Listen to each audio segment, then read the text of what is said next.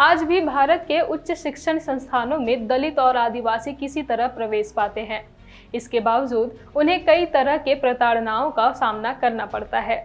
कई बार ऐसा भी होता है कि अंततः दलित और आदिवासी छात्र आत्महत्या करने तक को मजबूर हो जाते हैं। यह तब है जब उच्च शिक्षण संस्थानों में उनकी संख्या नहीं के बराबर है।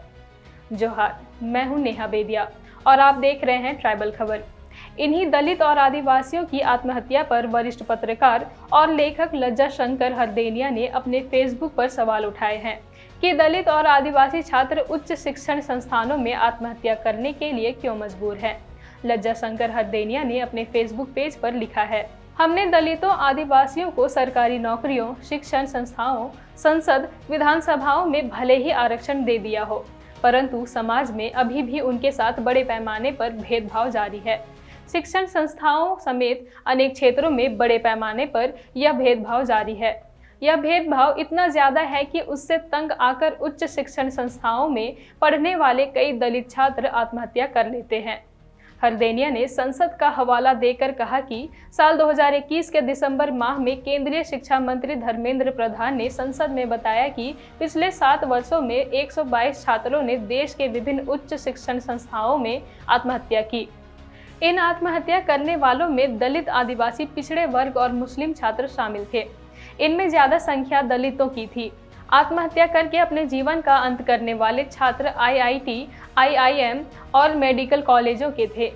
इन 122 छात्रों में से 3 आदिवासी, 24 दलित और 3 अल्पसंख्यक थे।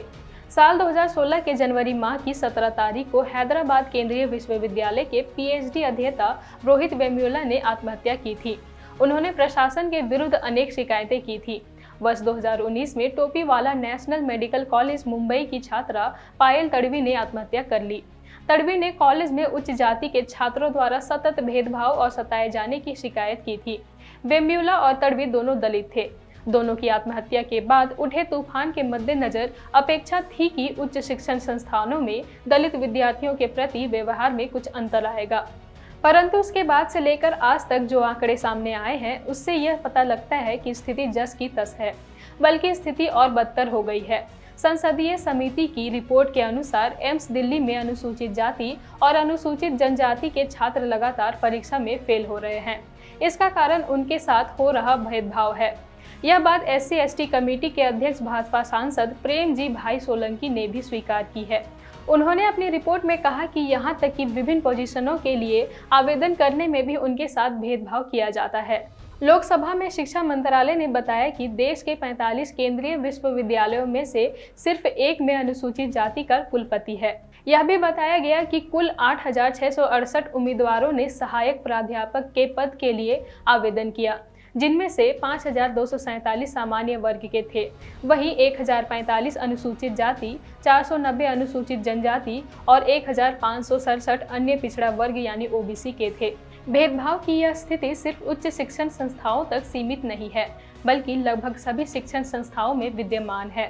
वर्ष 1942 में कनाडा में भाषण देते हुए डॉक्टर BR अम्बेडकर ने भारत में दलितों की समस्या की चर्चा करते हुए 2 मुख्य बातों का उल्लेख किया था। उन्होंने पहली बात यह कही थी कि जाति व्यवस्था साम्राज्यवाद से कहीं ज्यादा खतरनाक है और भारत में जाति प्रथा समाप्त होने के बाद ही शांति और व्यवस्था कायम हो पाएगी। दूसरी बात यह कही थी कि भारत में यदि किसी वर्ग को स्वतंत्रता चाहिए तो वे दलित हैं। आज भी यही स्थिति है। दलितों की दुर्दशा एक बार फिर उस समय उजागर हुई जब गत 12 फरवरी को 18 वर्षीय दलित छात्र दर्शन सोलंकी ने आत्महत्या कर ली। वह IIT बम्बई का छात्र था। उसने छात्रावास की 7वीं मंजिल से कूदकर आत्महत्या की। इस घटना ने पूरे देश में दलितों की स्थिति के बारे में सवाल खड़े कर दिए हैं। दर्शन IIT बम्बई में BTech प्रथम वर्ष केमिकल इंजीनियरिंग का छात्र था। उसने 3 माह पहले ही इस संस्था में प्रवेश लिया था। आत्महत्या करने के कुछ दिन पहले वह घर गया। आत्महत्या करने के 1 माह पहले उसने अपने परिवार को बताया था कि उसे कॉलेज में प्रतिकूल वातावरण का सामना करना पड़ रहा है। विशेषकर उसके सहपाठियों को यह पता लगने के बाद कि वह अनुसूचित जाति का है, उसे यह कहकर चिढ़ाया जाता था कि वह निःशुल्क शिक्षा पा रहा है। उसकी मां ने बताया कि उसे अनेक दिक्कतों का सामना करना पड़ रहा था और उसे तरह तरह से सताया जाता था।